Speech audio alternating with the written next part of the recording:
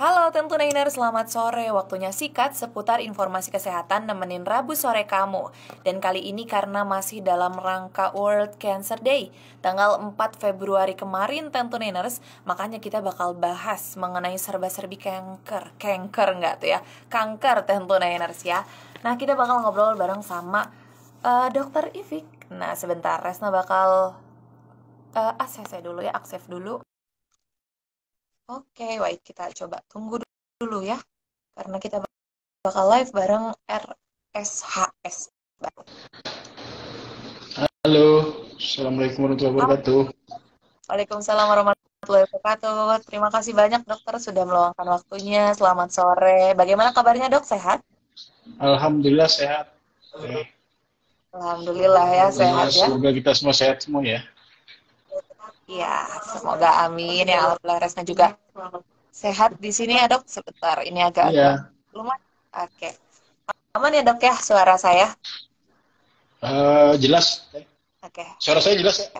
Jelas aman dok. Nah Oke. dokter seperti ini ya karena kita masih dalam rangka World Cancer Day kemarin ya di tanggal 4. Sekarang kita bakal bahas nih dok mengenai deteksi dini kanker kepala dan leher tentunya bersama dengan Dokter Ivik Budia Nazar SP spesialis ya spesialis THTKL, betul ya dok ya? Ya, betul. Tuh. Mungkin Nah ini yang pernah saya Yang pernah juga di MDC ya, misalnya beberapa kali udah kita lakukan. oh iya sempat ya dok ya, tapi mungkin Iya. announcernya beda ya dok ya. Oh iya beda. Iya, sebelumnya perkenalkan saya Resma dok dari Radio MPK Tasikmalaya. Gitu Oke. ya dok. Langsung aja kita bahas mengenai kanker mungkin ya dok. Nih kalau Oke. dok biasanya tuh aku tuh suka bingung nih antara tumor sama kanker. Nah itu bedanya seperti apa ya dok? Karena ada yang bilang tumor adalah kanker, kanker adalah tumor gitu gitu dok. Seperti apa dok? Silakan. Oke. Eh, Sebenarnya sih ya banyak yang salah kaprah untuk masalah tumor dan kanker ya, terutama untuk di masyarakat umum gitu. Tapi yang perlu saya jelaskan adalah sebenarnya suatu hal yang namanya benjolan di tubuh yang seharusnya dalam kita posisi normal itu tidak ada benjolan, maka itu kita nyebutnya tumor. Nah, tumor itu ada jinak, ada ganas sebenarnya. Nah, kalau udah tumor itu ganas, maka kita kadang-kadang menyebutnya dengan kanker. Nah, jadi kalau berdasarkan pengertiannya, kanker itu merupakan jenis tumor yang dia memiliki kemampuan untuk menyerang jaringan dan menyebar ke organ lain, baik itu organ di sekitar ataupun organ yang lebih jauh dari tempat yang dia berasal. Sedangkan tumor itu pertumbuhan sel baru yang itu kalau dipastikan misalnya kalau kita masih belum jelas itu masih belum bisa dipastikan itu kanker. Jadi memang perlu dipahami kadang-kadang dari sifat atau karakteristik tumor dan kanker itu kadang-kadang ada perbedaan. Satu misalnya besarnya, kalau tumor itu biasanya lebih menetap dan lama, sedangkan kanker itu progresif, itu lebih cepat. Termasuk gejala-gejala yang ditimbulkan. Kalau tumor kadang-kadang bisa dari yang tidak ada gejala sampai ada gejala. Tapi kalau kanker biasanya sudah ada gejalanya yang sifatnya progresif juga bisa berakibat yang ke arah kematian gitu, atau yang lebih yang nggak baik lah prognosisnya. Mungkin itu perbedaannya tumor sama kanker. Baik dok. Tadi ada ke arah kematian. Tapi dok, kira-kira ini bisa sembuh nggak ya dok kalau kanker itu? Ya, yang namanya kanker mungkin tadi sudah saya jelaskan, kalau kanker kan tumor ganas. Jadi kalau bicara ujungnya itu kematian atau tidak ataupun sembuh atau tidak, maka itu tergantung tadi, maka sesuai dengan tema kita sekarang itu ada deteksi dininya. Jadi semakin cepat itu terdeteksi kanker, maka angka kemungkinan kesembuhannya itu lebih baik dibandingkan kalau misalnya datang sudah dalam kondisi yang stadium lanjut. Gitu. Itu sih yang paling ini banget. Jadi kalau misalnya bisa sembuh nggak? Ya tadi, kalau namanya kanker, kalau misalnya deteksi dininya lebih awal, mungkin angka kesembuhannya mungkin lebih tinggi dibandingkan kalau yang yang datangnya stadium lanjut. Dan yang perlu saya tekankan juga adalah yang namanya kanker itu ada resiko kekambuhan. Jadi kadang-kadang jadi kalau misalnya udah dilakukan pengobatannya itu udah optimal dengan yang terapi definitifnya, nah itu bisa saja nanti ya mungkin kalau kita nyebutnya dalam bahasa medis itu survival rate-nya, nah itu bisa dalam 3 tahun atau 2 tahun bisa aja resiko kambuh lagi, gitu. Ya, baik. Mengenai stadium tadi, Dok, ada berapa stadium di kanker? Kalau stadium, ya, jadi kebetulan kita kan membahas deteksi dini kanker kepala leher ya.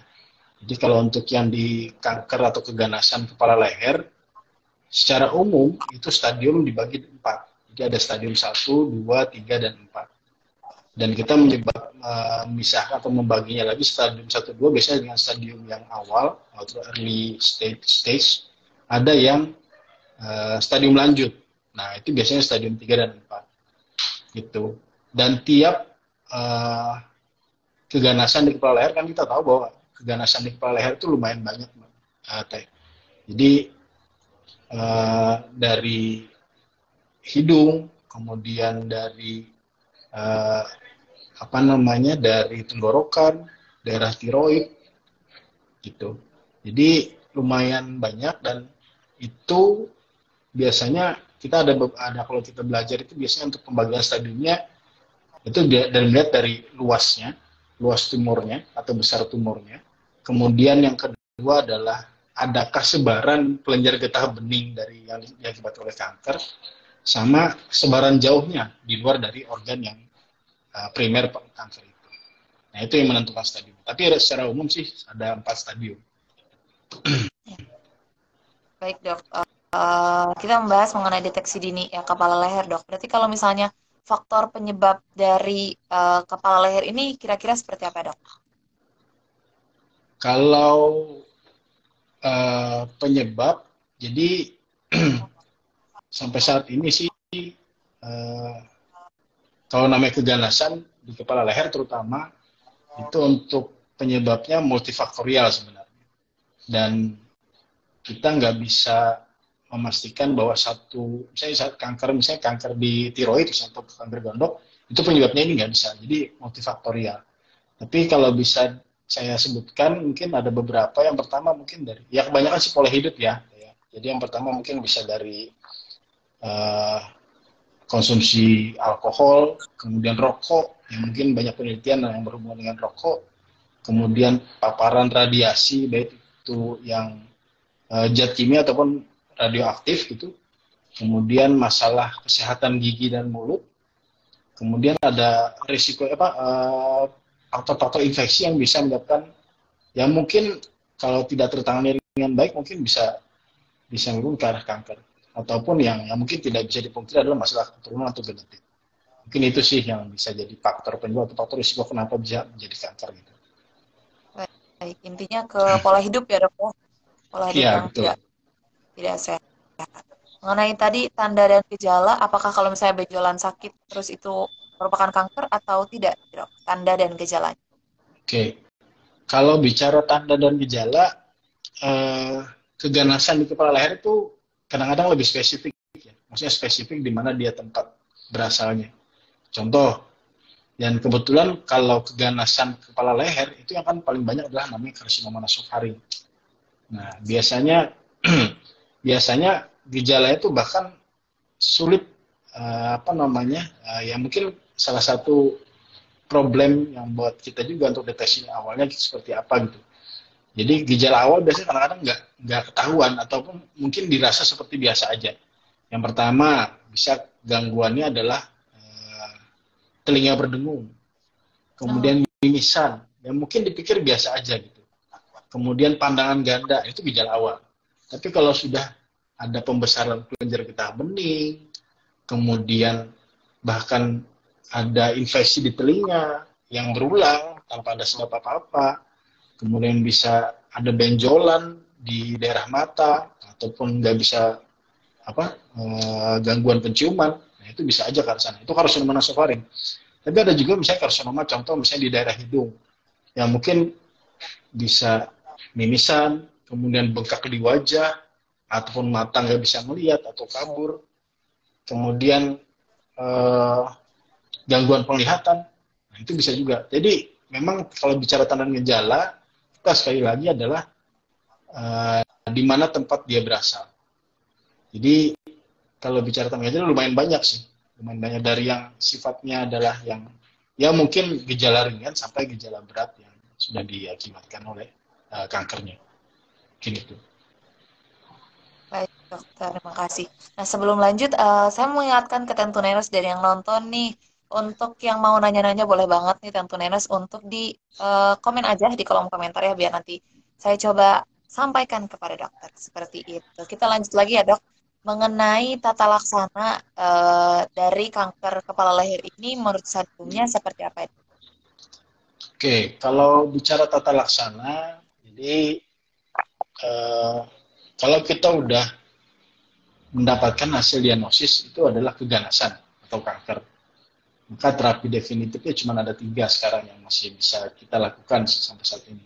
Yang pertama adalah pembedahan atau operasi, yang kedua adalah radiasi, yang ketiga adalah kemoterapi. Nah, di mana tergantung kasus atau jenis kankernya seperti apa. Jadi di antara 3 tata laksana ini itu bisa sifatnya tata laksana tunggal ataupun kombinasi. Baik itu kombinasi 2 atau kombinasi 3. Dan kadang-kadang, terutama untuk di keganasan kepala leher, tata laksananya sifatnya kayak simultan. Jadi sudah pembedahan, kemudian disinar dan kemoterapi. Gitu. Baik. Jadi memang berbeda-beda ya, dok ya? Tergantung Iya, dengan betul. keganasannya juga. Iya, betul. Tergantung jenis keganasannya apa. Jadi emang ada yang kita tahu bahwa kalau misalnya dari hasil pemeriksaan laboratorium itu namanya histopatologi, jenis kankernya apa, nah itu kadang-kadang ada yang dia memang spesifik untuk sinar atau kemo, ataupun dia memang, oh ya ini harus terapi definitifnya adalah operasi dan mungkin bisa kombinasi dengan yang lain. Gitu. Baik, terima kasih dok. Ini ada yang bertanya dok dari Kak Aryan MZ. Dok, ada saudara saya awalnya amandel besar sebelah. Lama-lama bengkak-bengkak sampai ke leher. Itu katanya kena kanker dok. Apa bisa sembuh dok? Oke, kalau ya kalau misalnya ada pembesaran di daerah rongga mulut, mungkin ini kasusnya kebetulan dia di daerah amandel. Yang kita tahu bahwa amandel itu sebenarnya adalah salah satu organ pertahanan tubuh di rongga mulut. Dan kalau ternyata ada mengalami pembesaran yang maksudnya tidak kanan dan kiri, karena kan kita tahu amandel kan ada 2 ya, ada kanan dan ada kiri. Nah, kalau misalnya pembesaran satu memang kita harus mencurigai ini ke arah mana. Satu bisa infeksi, yang kedua adalah mungkin ke arah tumor atau benjolan. Nah, kalau emang tadi disebutkan, oh ternyata tumor gitu, atau misalnya disebut kanker, karena jadi kita harus menentukan dulu ini ke arah mana. Jadi kalau bisa, ya kadang-kadang kita sudah bisa memprediksi sih, misalnya usianya lebih dari 40 tahun gitu. Karena kan tahu kalau amandel kan biasanya pada anak-anak kan, atau yang pada usia remaja. Tapi kalau misalnya berusia di atas 50 tahun, dari predileksinya ternyata, oh ya ada amandelnya besar sebelah. Jadi mungkin kita bisa evaluasi ini ke arah mana. Jadi ya bisa saja itu ke arah tumor atau kanker. Jadi kalau misalnya kita sudah anamnesis, kemudian pemeriksaan fisik, apalagi selain dia ada benjolan di leher atau di amandel yang besar sebelah, kemudian ada pembesaran kelenjar getah bening, yang mungkin sebaran dari pembesaran atau benjolan yang dari amandelnya itu, maka kita bisa menyebutkan kita melakukan namanya biopsi. Jadi biopsi itu untuk menentukan ini memang ke arah keganasan atau enggak. Kalau ternyata hasilnya ganas, ya tergantung jenisnya apa. Jadi kalau misalnya juga ada yang menyebutkan itu bisa keganasan di daerah rongga mulut, atau namanya kalau bahasa medisnya adalah karsinoma orofaring, atau memang dia keganasan yang sifatnya kelenjar getah bening. Ada juga namanya NHML, jadi non-Hodgkin malignant lymphoma. Gitu. Dan kebetulan dua-duanya itu merupakan kanker ganas sebenarnya. Jadi kalau bicara terapinya, ya terapinya lebih spesifik. Kalau misalnya dia NHML, itu pilihan utamanya adalah kemoterapi. Tapi kalau misalnya di daerah atau keganasan rongga mulut, ya bisa pilihannya bisa pembedahan, tergantung dari stadiumnya, bisa juga dia kemo dan sinar. Dia memang kombinasi. Gitu. Kalau ditanya bisa sembuh apa enggak, ya tergantung dia stadium berapa kita temukan, kita deteksi awal diagnosisnya. Kalau sampai saat ini sih kalau misalnya kasusnya NHML itu kelenjar getah bening atau kanker ganas kelenjar itu biasanya angka kesembuhannya lebih bagus dengan kemoterapi gitu. Ya tapi tadi saya bilang mungkin di awal sudah saya sebutkan bahwa risiko kambuh lagi bisa nggak? Bisa. Namanya memang keganasan gitu. Itu sih yang bisa saya jelaskan. Baik, terima kasih. Semoga terjawab ya untuk Kak Aryan MZ. Tadi sudah jelas juga dokter menyampaikannya. Nah, ini kembali lagi ke pertanyaan Tresna nih, Dok. Kalau Oke. yang namanya kanker kepala leher ini biasanya terjangkit kepada usia berapa? Kemudian perempuan atau laki-laki nih kebanyakan, Dok? Ya, oke. Kalau bicara usia sebenarnya sih kalau berdasarkan dari hasil penelitian, dari hasil textbook yang mungkin kita pelajari juga atau kita sudah pernah kita baca, memang keganasan kepala leher biasanya kebanyakan sih laki-laki, kebanyakan ya, kebanyakan. Tapi kalau bicara perbandingan dengan perempuan sih biasanya nggak terlalu besar. Dan kadang-kadang ya lebih spesifik sih, biasanya kadang-kadang contoh misalnya untuk keganasan di pita suara itu kebanyakan laki-laki. Kenapa? Ya mungkin punya riwayat merokok. Kemudian keganasan di bukan keganasan, ada namanya amyofibrom nasopharyngeal. Jadi adanya tumor pembuluh darah di daerah nasofaring. Nah itu sebenarnya jinak, tapi sifatnya aja seperti kanker ganas, kayak kanker seperti kanker. Dan itu spesifik biasanya pada laki-laki remaja. Jarang biasanya teman-teman. Jadi laki-laki remaja, jadi di bawah 25 tahun dan di atas ya 10 atau 12 tahun. Dan biasanya laki-laki, jadi laki-laki remaja. Gitu. Tapi emang kebanyakan sih laki-laki sih kalau di keganasan kepala leher. Laki-laki. Baik laki-laki ya, Dok, karena tadi rokok mungkin ya, Ya faktor resikonya alkohol, ya. ya, Ya. yang lagi banyak hype mungkin karena di usia remaja biasanya lagi pengen usianya nyoba-nyoba mungkin ya, Dok ya. Tapi memang Ya, harus hati-hati. oke. Ya namanya keganasan kan biasanya ya apa ya, maksudnya paparannya termasuk yang harus paparan lama. Jadi emang ya bisa ujuk-ujuk atau langsung tiba-tiba langsung ganas. Biasanya ya enggak sih. Ya kita taunya baru aja, tapi mungkin prosesnya sebenarnya udah lama sebenarnya. Baik. Nah, ini ada pertanyaan lagi katanya, Dok, dari Kak Yu11 Nan. Kak Yunan mungkin ya. Bagaimana cara mencegah nasofaring ini, Dok? Apakah dengan cara menghindari merokok dan lain sebagainya? Oke. Kalau pencegahan sih sebenarnya ya tadi mungkin tergantung kita faktor resikonya apa ya. Yang tadi mungkin saya sebutkan adalah kebanyakan sih pola hidup.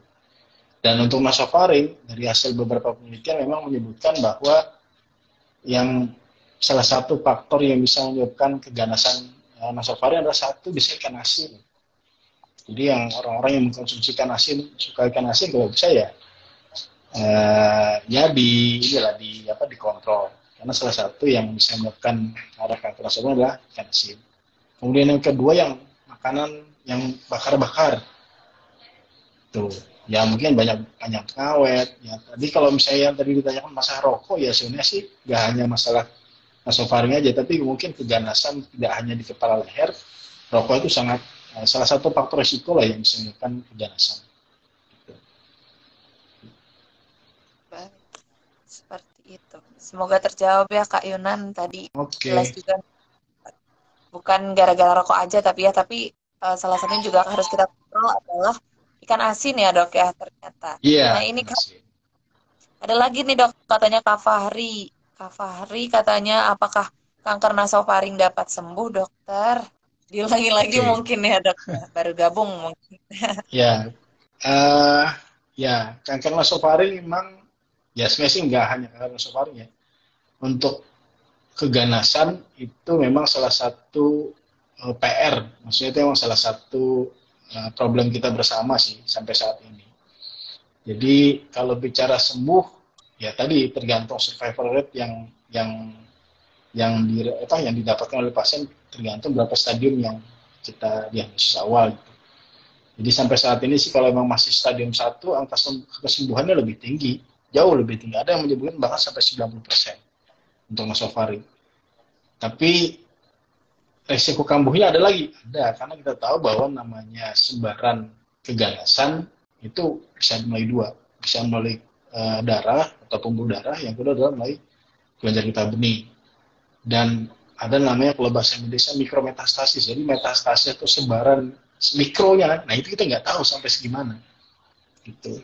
Meskipun sudah diberikan terapi definitif, yaitu misalnya radioterapi ataupun tambahan dengan kemoterapi untuk menghambat sebarannya itu, tapi kita nggak tahu sampai titik mana ternyata masih ada sebaran dari kankernya gitu.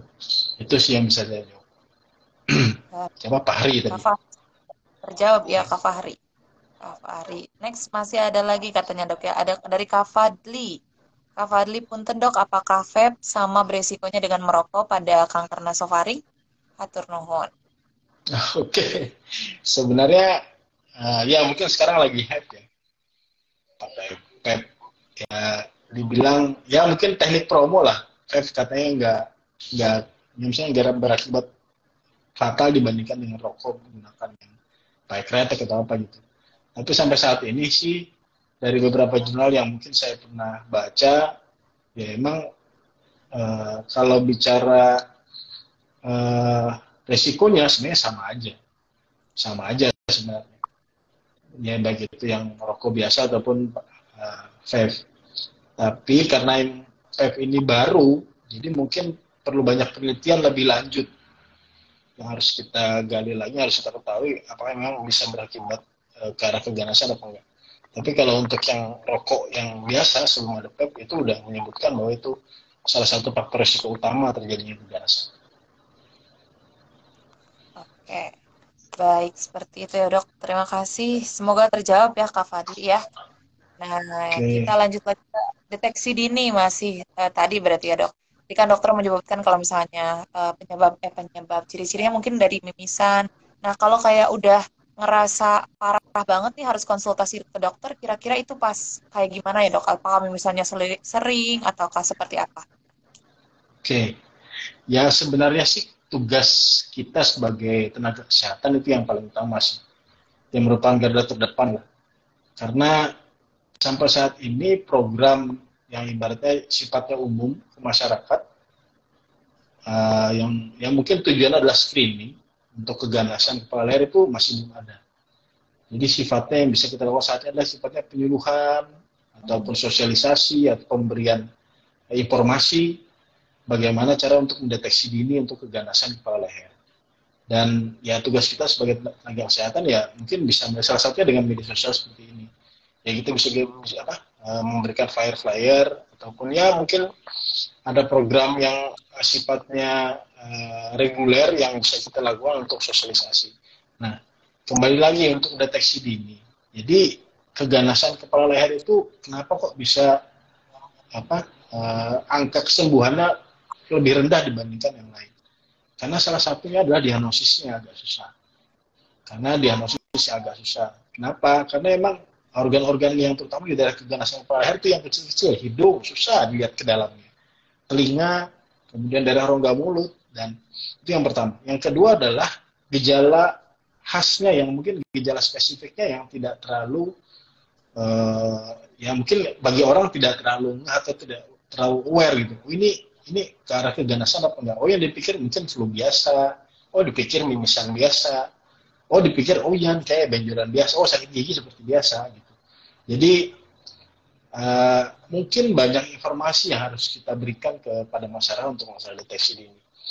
Dan sampai saat ini sih, terutama kebetulan kita kan bekerja di Rumah Sakit Hasan Sadikin yang merupakan pusat rujukan se-Jawa Barat. Jadi kebanyakan pasien itu datang udah stadium lanjut sebenarnya. Jadi untuk yang stadium awal itu ya jauh lebih sedikit dibandingkan stadium lanjut. Dan yang kita tahu bahwa kalau udah stadium lanjut, maka angka kesembuhannya jauh lebih rendah dibandingkan yang stadium awal.